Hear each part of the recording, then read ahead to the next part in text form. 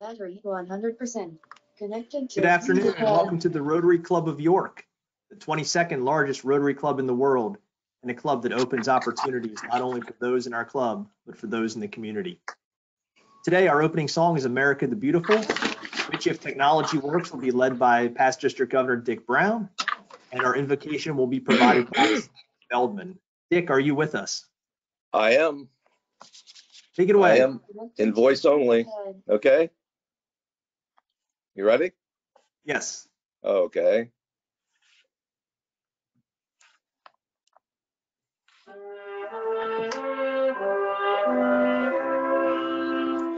Oh, beautiful for spacious skies, for amber waves of grain, for purple mountain majesties above the fruited plain.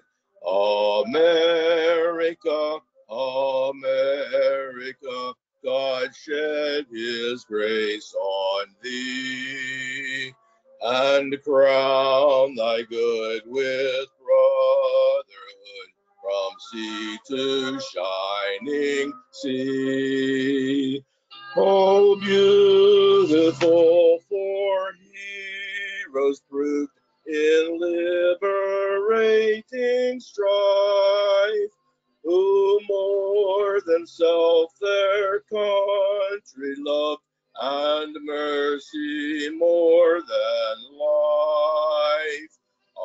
America, America, may God thy gold refine, till all success be nobleness, and every gain divine.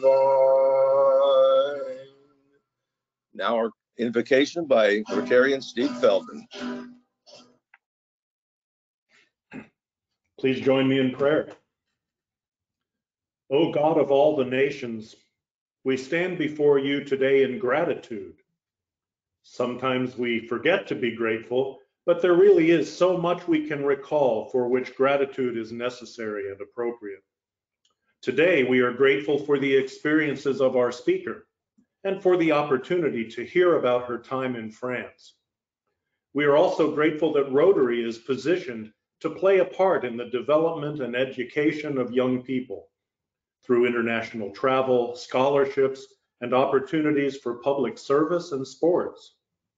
Help us always to encourage, support, and befriend the younger generations around us in neighborhoods, communities, and nations. And help us to hear, listen, appreciate, and learn from younger generations as well, because their vitality and new ideas and perspectives are vital to progress and help keep us a little younger in spirit as well. Bless and inspire this Rotary Club, its leaders and its members to greater service above self, and thus to touch the future in our work. Amen. Amen. Thank you very much, Steve, and thank you, Dick, for being with us today. So you may wonder why I'm back. Well, President Ann is on vacation this week, so everyone gets stuck with past President Josh. My apologies, but happy to fill in. Don't know if I should feel like a phoenix rising from the ashes or perhaps more like Sisyphus trying to push the boulder up the hill over and over and over again, but it's fun to be back. A couple quick announcements today. As always, program ideas are greatly appreciated. Mike Summers continues to work very hard to fill our program slots each week, particularly as we continue with our online meetings. So any great ideas that you have for an online program or even a traditional program, Mike would greatly appreciate those. Feel free to reach out to Mike via email or send those ideas to Bert or Renee. Thanks all for your help. A quick reminder to make sure to return all committee selection forms to the Rotary office. We'd like to have those back by this Friday, the 10th. And at this point, only about half or a little less than half of our members have replied about what committees they'd like to be on for the 2021 Rotary year. And as you probably know, at the beginning of each year, we ask all of our members to sign up again for those committees. We do not automatically carry over members from committees from one year to the next. So please send that back in to Bert or Renee whenever you get a chance. A couple more announcements too. I would like to thank everybody for this great plaque symbolizing the conclusion of my Rotary year as president from the 19 and 20 Rotary year. Thanks to everybody for allowing me the opportunity to serve as the club's president. It was a great honor and it was a lot of fun, and really enjoyed it. So thanks again to everybody. I'd also like to send a quick shout out to Becca Hanlon and thank her and Our York Media for producing the video that I used at our meeting 2 weeks ago with the changing of the guard. Becca did a great job, made the process super simple for me. And Becca, thanks so much for all the help that you gave us and gave me in producing that video. And another quick thanks. The pictures that you see on the screen are from the city's cleanup efforts to clean up storm drain inlets. The work took place on July 3rd. A couple weeks before that, a call went out to our PPE committee looking for volunteers, and Rotarians really stepped up. We had over 25 Rotarian members show up on July 3rd to help clean out the storm drains. It was a big help, and thanks to everybody who did and participated. Couldn't have done it without all of your help, and the city really appreciates all that we as a club do to help make the city a good place, a clean place, a happy place to be. So thanks to everybody who participated. Okay, next up, I would like to invite Diane Marino to the stage for an announcement about the Mangold Scholarship. Diane. Thanks, Josh. Hi, everyone. The Scholarship Committee has been very busy over the past few months, and as you know, we like to invite our winners back to talk about how this scholarship is helping them. Madison Downs is a 2018 graduate of Red Lion High School, and she was awarded the Edwin P. Mangold Scholarship. Unfortunately, Madison couldn't be with us live today, but she did send in a video. She is going to be starting her junior year at Penn State in biology and neuroscience. And this is her third award year out of 4. She's received 4,000 so far. She's going to be receiving another 2,000 for her upcoming junior year, and then another 2,000 to complete her senior year. Again, if you would like to be involved in helping other students achieve their educational goals, please contact Glenn Miller for the Legacy Giving Committee. And here's Madison's video. Enjoy.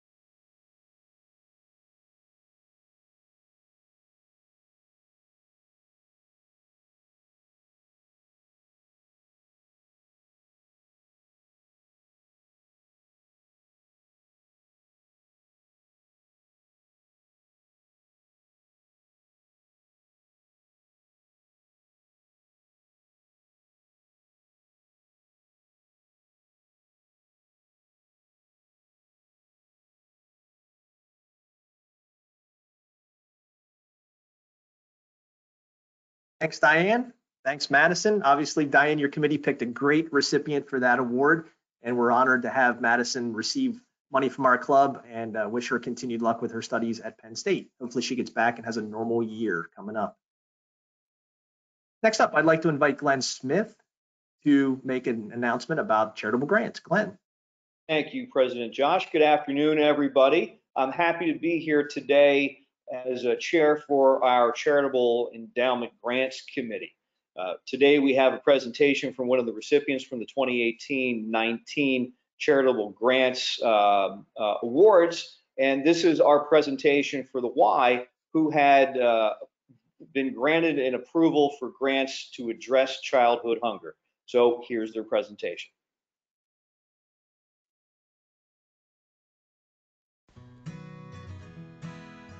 Thanks to the grant that we were awarded from the Rotary Club of York, here at the Y, we were able to use those dollars to truly make an impact for those in our local community.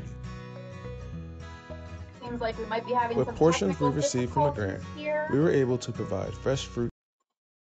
Rotary Club of York, here at the Y, we were able to use those dollars to truly make an impact. We were able to use those dollars to truly make an impact for those in our local community. Okay, if you can hear me, sorry guys. I'm not sure I'm gonna be able to play the video. It seems I'm having some issues here on my end. My lights just went off in the whole building, so I'm guessing we're having some power issues here. So perhaps we can try that video again at another time, and it will also be available online. I'll make sure we get it posted on the Rotary's Facebook page. Thank you very much, Glenn. Sorry about that, Glenn, but thanks. We'll get you back soon. Okay. And for those who don't know, there was somewhat of a major disaster at Courtney's office just a few days ago where there was a lot of flooding in the building. And so they're going through significant efforts to try to get everything cleaned up and put back together, and kind of like Humpty Dumpty falling off the wall here. So Courtney, thanks for hanging in there with us. Thanks for being here today to really get this moving for us. Really appreciate that. Okay, we're on to our local business spotlight today. And today that spotlight shines on the YWCA of York. And I'm sure all of you know Jean Truthart, a club member who is the CEO of the YW. And Jean provided some information for us to share with everyone. So the YW is one of the largest nonprofits in York County, and the York branch is also one of the largest of the 208 across the country. The mission is to eliminate racism, empower women, and promote peace, justice, freedom, and dignity for all. And the YWCA is proud to be a partner agency of the United Way of York County. I'm sure President Ann would appreciate that. The YW serves approximately 350 children and students during a typical year. Their programs are all accredited state and nationally, and they are the county's provider of services for victims of violence. There are about 1,500 hotline calls in a given year. And Access York, the domestic violence shelter that the YW operates, is opened its doors 40 years ago this month and merged with the YW about 10 years ago. Plans are in place for a much needed renovation of their shelter this fall and into 2021. The YW's racial justice work centers around awareness and education. They've trained upwards of about 1,500 people last year, and this year will hopefully be even stronger. Their health and wellness includes yoga to all of the children in their early learning center, and teaching trauma-sensitive yoga classes to survivors of sexual assault. And chances are some of our Rotarians learned to swim at the YW, whether that was recently or several years back. There's about 400 people who take lessons at the YW each year. During the COVID-19 pandemic, the YWs continued to provide essential emergency services to victims of violence. And since the shutdown was lifted and we went to green, there's been a sharp increase in requests for their services at both shelters. Fortunately, none of the employees at the YW were laid off during the pandemic, and that was supported by the PPP loan that they did receive. They've held weekly Zoom staff meetings to keep everyone updated, and their careful planning paid off. The summer day camp programs and childcare reopened on June 8th, and everything went very well. Jean reports that the kids were happy to be back and came with positive attitudes and a lot of energy. I'm sure there was a lot of pent-up energy after several months at home. They're not holding any programs this year at Camp Canadian due to lack of busing, but the camp is celebrating its 90th anniversary in August. And it's interesting to note that Fran Polk's mother was in the very first group of campers back in 1930. I did not know that. It's very cool. The Girls on the Run program finished the season online and had a virtual 5K race, as did the Race Against Racism with great success. And the YW hopes to hold the Walk a Mile in Her Shoes event this fall. They're working on figuring out how to do that right now. So stay tuned for more information about that. And while the future is uncertain, everybody at the YW remains positive and hopeful about their recovery plans and their ability to continue to serve the needs of our community. Gene, thanks for all that you do as the leader of the YW. Thanks to the YW for all that you do as a group for our community. So Courtney, are we going to give Glenn another try here? Is that the plan? Yes, I'd like to give it another try here. Lights are back on. Internet connection's much better. So I'm going to bring Glenn, because she'll be coming back any second here. I'm going to try to play the video again. So take two. Thank you, everybody, for your patience. Okay, hi, I'm back. Okay. Just like me. So hopefully this one works. Thanks to the All right, grant so that as we were were saying, awarded from the Rotary Club of York, and I probably should. here at the Y, we were able to use those dollars to truly make an impact for those in our local community. With portions we received from the grant, we were able to provide fresh fruits and vegetables to the youth. With portions we received from the grant, we were able to provide fresh fruits. Today is the YMCA, one of the recipients from last year's grants, and them telling us what they've done to help address childhood hunger.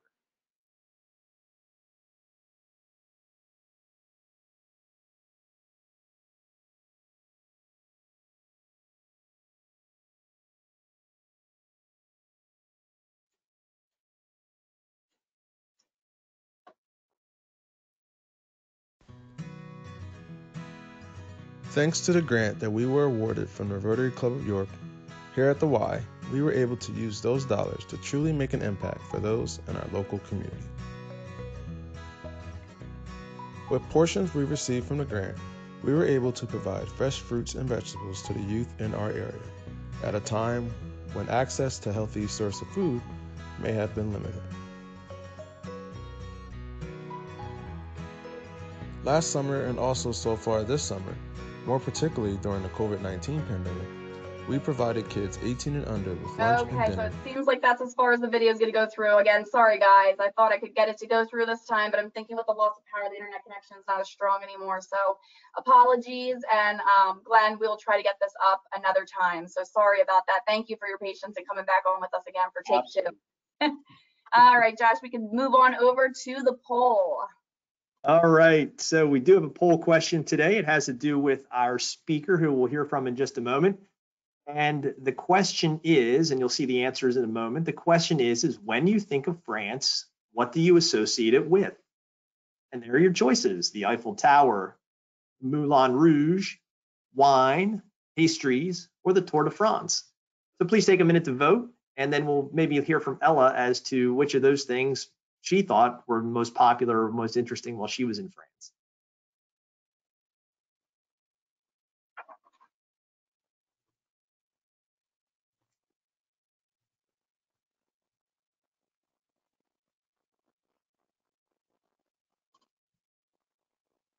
As I asked when I was president, I always asked for your help in also coming up with poll questions.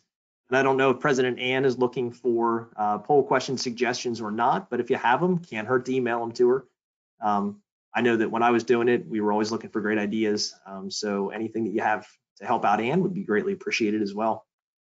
Courtney, how are we doing on the results? Doing good. Looks like we have a lot of drinkers so far. Wine is coming up pretty popular. So I'm going to give it about 5 more seconds.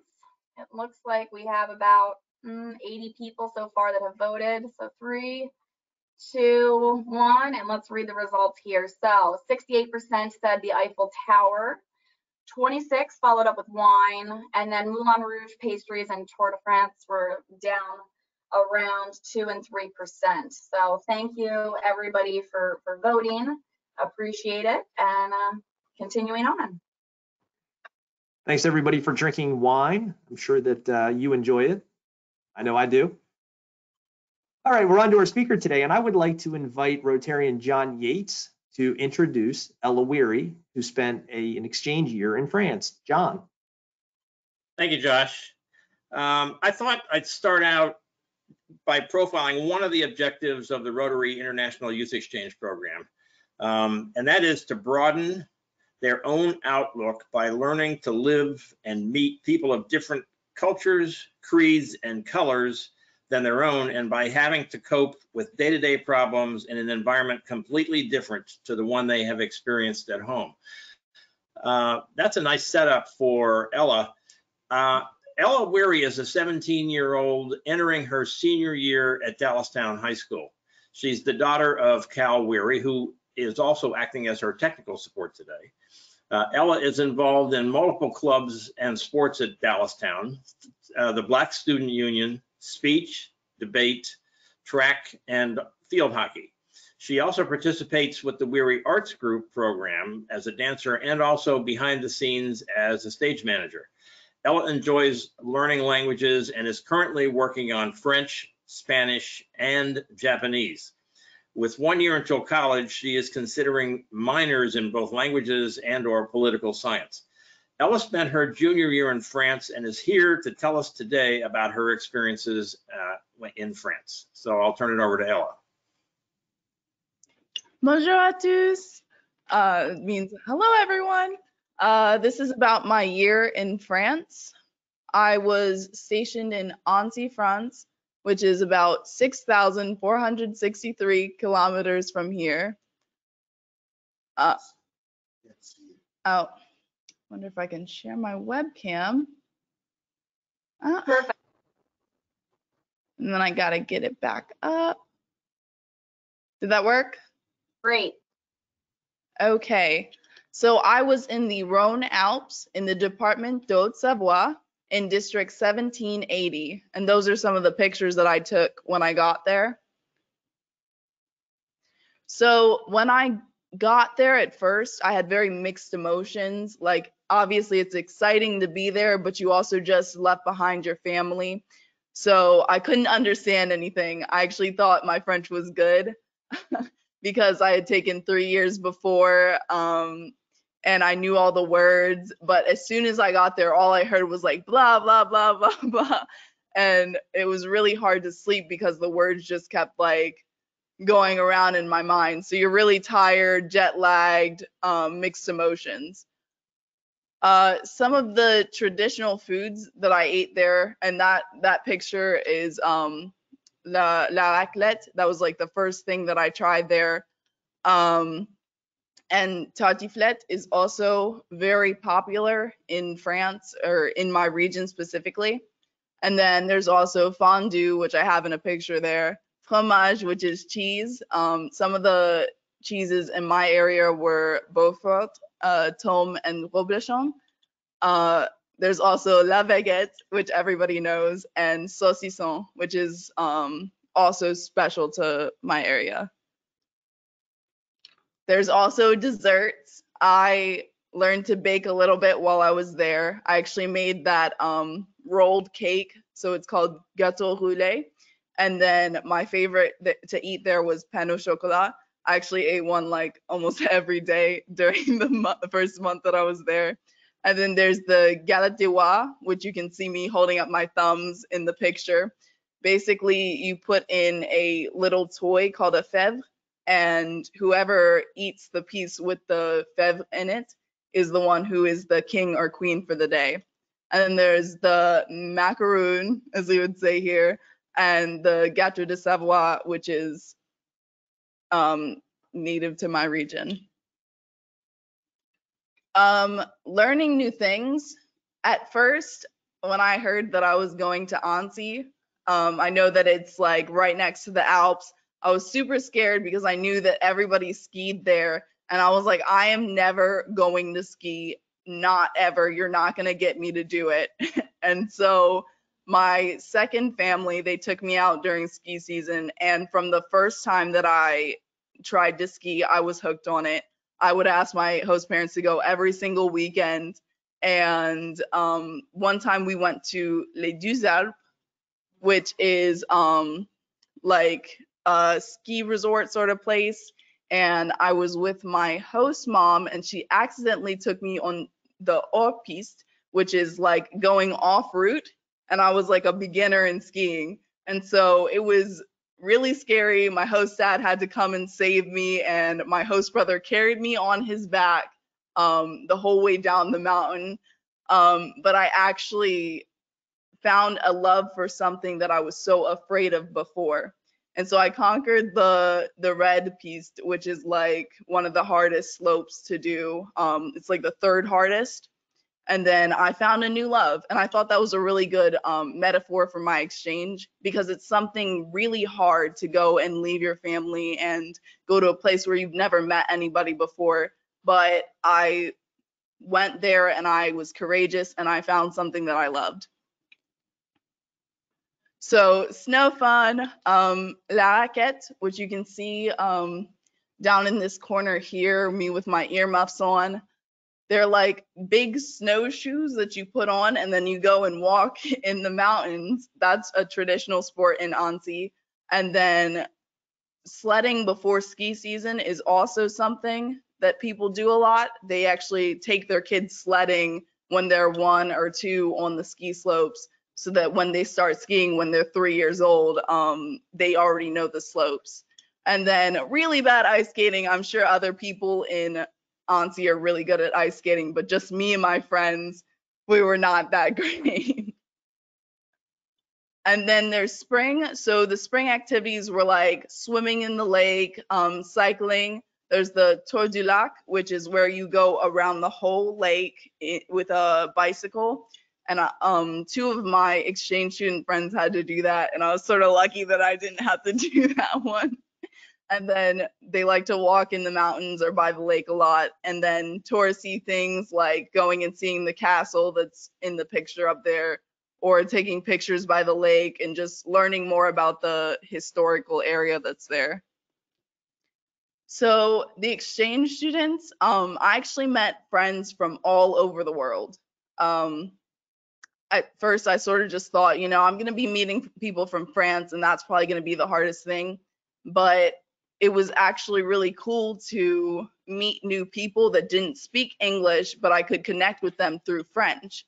So I had 5 people in my city and we called ourselves the Annecy 5.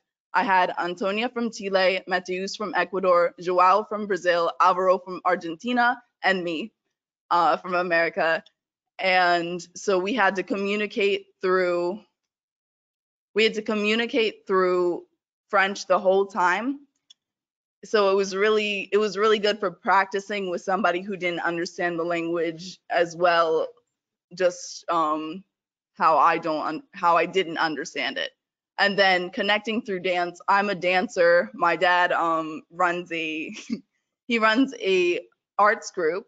So I was able to connect with the other students through dance, and they actually taught me some of their traditional dances from their countries, and I was able to teach them things. So I thought it was really cool that I got to use my own skills to bring everybody together and unite through our cultures. So the Rotary events that I got to go to, we would do these sort of introductions. And at first, when you don't know the language that well, you would sort of have a script that you said that was in your mind, and you would be like, hello, my name is, je m'appelle Ella, j'ai un frère et une sœur, I have a brother and a sister, j'ai 17 ans, I'm 17. So that was the script that you sort of had in your head. And I remember one day there was a Rotary meeting that I wasn't supposed to speak at, and my counselor, she brought me up and I wasn't ready, and I started to do this script that was in my head, and she sort of asked me a question and I completely went off book, and I finally realized that I could speak for myself and I could talk to them, and they were laughing at my jokes that I was making in French. And it was sort of a wake-up call, because I realized that I didn't need a script in my head, that I could actually understand and speak the language and connect with people. And then I had French lessons, which are pictured in the bottom right corner. I got to meet with a French teacher who spoke both Spanish and English, and she would do her lessons in Spanish. So I got to learn a bit of Spanish and French at the same time. And then there was a Chalet de Rotary. We sold some things for a benefit for charity. And then the Fête d'Hiver was also really fun. It was like a whole festival in the town.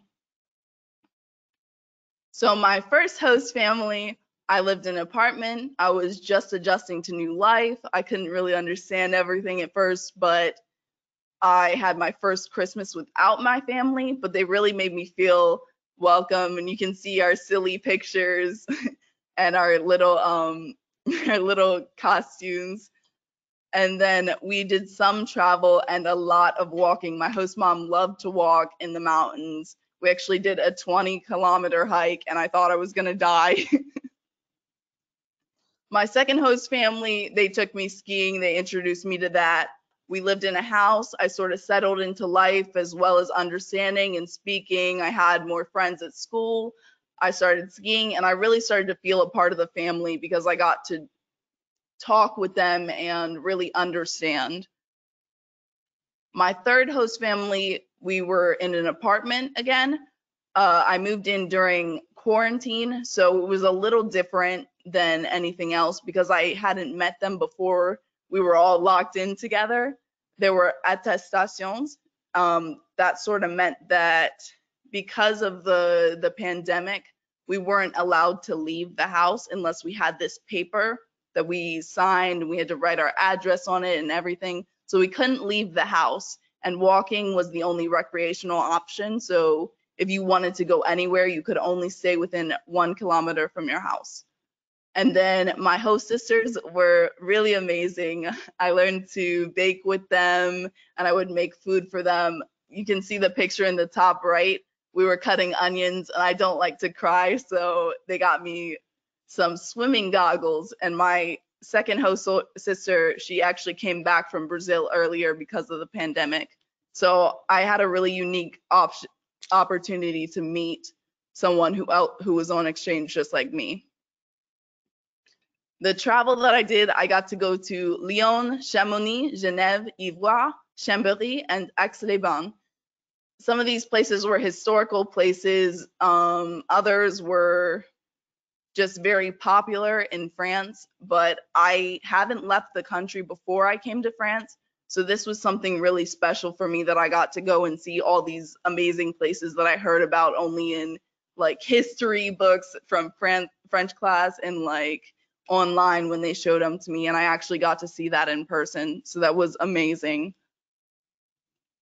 So my friendships, the class that I was in, we actually moved together. So it was like you were in your class and you were only with them. And so it was a little hard to make friends with people who had already been with each other for years. And I actually broke through that language barrier and was able to make a bunch of friends. And I had lunch buddies that I would eat with at lunch every day, which is pictured in the left. And then I had an unusual best friend. And I say unusual because in the history books, you see that Russia and America, we don't really get along. But my best friend was actually from Russia, and she had moved there a year before. And so she had only been there a year and learned to speak English and French just from Russian. So it was really amazing because she sort of knew what I was going through, and she was able to teach me words in French and help me out with English when I was having trouble converting the languages.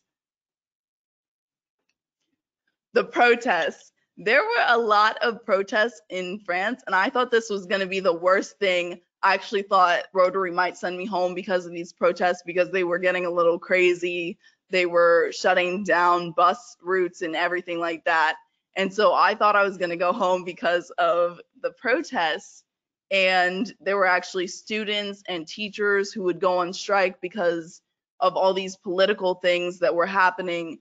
And I actually got to think about what other countries were going through. You only think about really your own country's politics. You don't really look at other countries from the view of like from their country and how they feel, you know, and I got to actually talk to every single one of my host families. We always talked about politics, and they sort of asked me, hey, how is schooling in the US? How is this? How is healthcare? Things like that. And so I really got a unique perspective, not only giving my perspective, but receiving one from every single one of my host families. So that's the end of my presentation. I know it was a little long. I would like to say thank you to Rotary, because this opportunity was just amazing for me. I would have never been able to do something like this before. And I'm so thankful for all the people that I got to meet and build relationships with. And I will remember this for the rest of my life. So thank you. Any questions? Thanks, Ella. Really appreciate your presentation. That was awesome. It's great to see the pictures as well. I have a couple questions here for you, and Rotarians, don't forget the opportunity to ask questions is now. So please type those into the chat box and they will make their way over to Courtney and me, and we'll get them over to Ella. So Ella, here we go. Curious, how many Rotary meetings did you get to attend while you were in France? It was a lot. I had to attend one every month, and sometimes there were special things that were going on, so probably 14 or more, but it's hard to say, you know, you just go to the meeting and then there's other things that are going on. So we had to do meetings for planning that we were supposed to do later, but we didn't end up being able to do certain events. But I had quite a few meetings. So we know that you've been to several of our meetings at our York Rotary Club. How were the meetings there, similar or different from our meetings? They're pretty similar. It was very, I don't know, it was very together. Like my first host mother, she was very involved in the Rotary, and though theirs was smaller than ours here, she thought of the Rotary as a family for her. And I know that she mentioned multiple times that the Rotary was there for her through hard times that she had.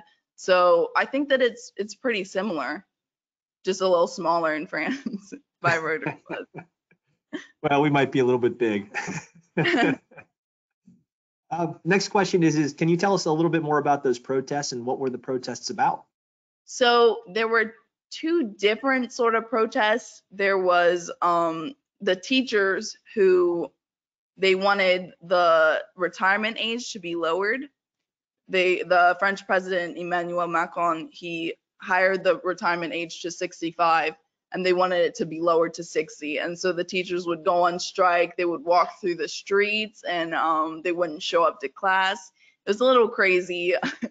I didn't completely understand it, but I talked a lot and I got different perspectives. I think most of my host parents, they didn't really agree with the protest for that one.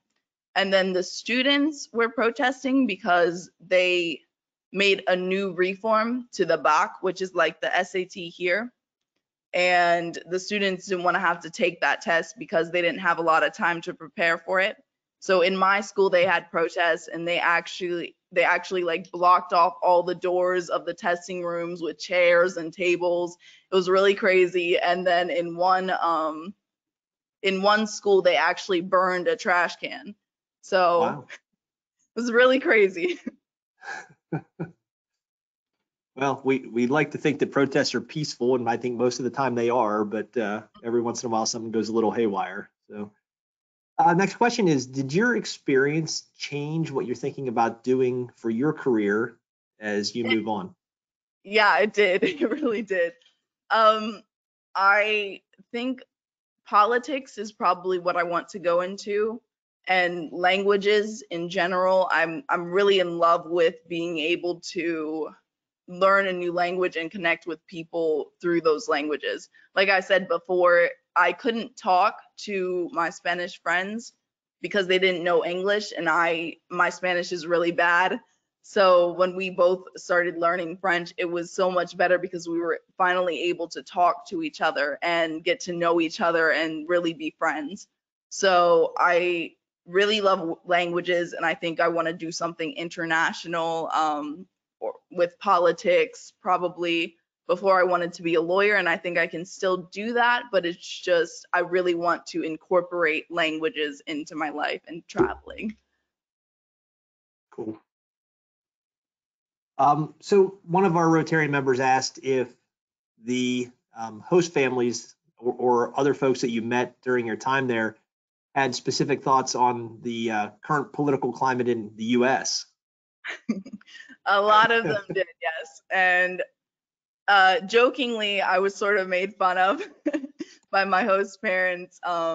Very jokingly, we had very loving relationships, but they definitely did make jokes about our president, our current presidential situation. So yes, but I think that there's also a very like there's this, I don't know how to say, what's the word? Stereotype that America is like very big and powerful. I guess it's true, but like they all thought, hey, America's this very big and powerful place, but they also didn't really like our president. So there's ups and downs. Yeah. So, of course, to flip that around, we as Americans sometimes have that stereotype of the French being snooty. Was that your experience or not?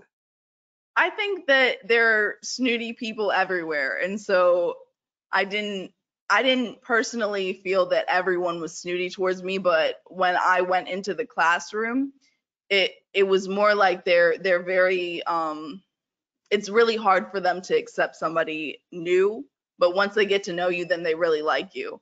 So it's just they're very reserved, and once they get to know you, then they'll love you. That doesn't sound too different than lots of places around here. So, Yeah. So the question about whether or not you had an opportunity to perform some of your artistic and musical talents in front of folks while you were on your trip. I did. I got to teach my whole Rotary Club I guess I could say, traditional hip hop dance. When I was there, we had a little winter party, Christmas party for the Rotary Club, and I got to teach them one of those dances. And then I got to teach the other exchange students traditional dances. And I think I taught some of my friends them too. I'm pretty much dancing everywhere I go. So I also got to learn Brazilian dances, and I loved that too. So yeah, pretty Were much you everywhere. able to get on? Were you able to get on FaceTime with your dad and get him to participate in some of those things while you were over there? No, I did not do that. I think maybe that would be a little embarrassing to him. I don't want to. For you or for him? All the French people asking him to dance and stuff. But I actually was put on the spot a few times in my Rotary Club where they had me sing with my one friend and dance in front of the club. So it was crazy, but they really liked me and I got to perform for them. So Sounds like you had a great experience the whole way around. So somebody asked, what is the next foreign destination that's now on your itinerary, having spent so much time in France? Where else would you like to go? I really love Japan. That's why I'm starting to study Japanese. So I would love to go to Japan with my brother. And then another place that I would like to go is Brazil, because all of my Brazilian friends keep telling me that I have to come to their country and hang out with them and learn their culture and their language. So I think next stop's probably Japan, Brazil, and I have to go back to France and maybe somewhere in South America because I have a lot of friends there from this exchange. So a lot of traveling. Absolutely, yeah. And I can't forget to mention Africa. So probably Botswana, Nigeria, I keep looking at, and I love that there. And then there's Cameroon. There's so many places there, and it always is overlooked. So I would also like to be able to go there. those are a lot of places that probably most of us haven't been. So hopefully you get a chance to do all that. Sounds really cool. Somebody asked if you're willing or able to share some of this information with other local students to encourage them to, take exchange program opportunities as they come up. And have you had a chance to talk to folks after you've come back here who are in your peer group and tell them all about the program? I've talked to my friends about the program. I would definitely not be opposed to telling people about this program. I know that's not for everybody, but when I was in France, even then, I would talk to every one of my host families and I'd be like, hey, you should send your kid somewhere for a program, because every host family asked me, they were like, hey, my child's this young, should we send them? And I said, yes, of course, because it's an opportunity, once in a lifetime opportunity. So I have talked to my friends about going somewhere because I really think that it's important to be able to travel and meet new people and make connections like that. You might have noticed in our poll question today, we were asking people what they associate with France, and the top answer was wine. So were you old enough to enjoy wine while you were in France? No. Or do you not want to answer that question? Well, I can answer. My host family, the Rotary Club there gave us the option to try it only with your host family. And so I didn't particularly drink wine that much, but for a certain celebration, like they allowed me to try the champagne there and things like that. So they were very strict, but they still wanted us to try their culture and things like that. But I didn't really drink that much wine, so I can't tell you guys about it. Maybe back on a college exchange at some point. But I did eat a lot of pastries, so though that wasn't the top one, the pastries there are really good. The bread is really good, and so is the cheese. I didn't get to personally see the Eiffel Tower, but that probably would have been my answer to that poll. So we have one last question for you today, and that is, what was the thing you were most happy to do when you got back home? I got back home in quarantine, so. Oh, bummer. Yeah. Oh, my dad just signed to me. I got to drive, so now I can drive by myself. If I would have been home on the date that I was supposed to come, June 20th, then I would have only had 10 days to learn how to drive, and I probably wouldn't have gotten my license. So I got to drive, and I'm really excited about that. So that was probably the best thing that I got to do here. I hope your dad's excited about his car insurance changing too. Yeah, probably. No. He loves it. He loves it. Of course. Ella, thanks so much for joining us today. It's a great program. We really appreciate you being with us, and hopefully you had a great time. It sounds like you did, and really felt like the year was well spent. Thanks so much for joining us today.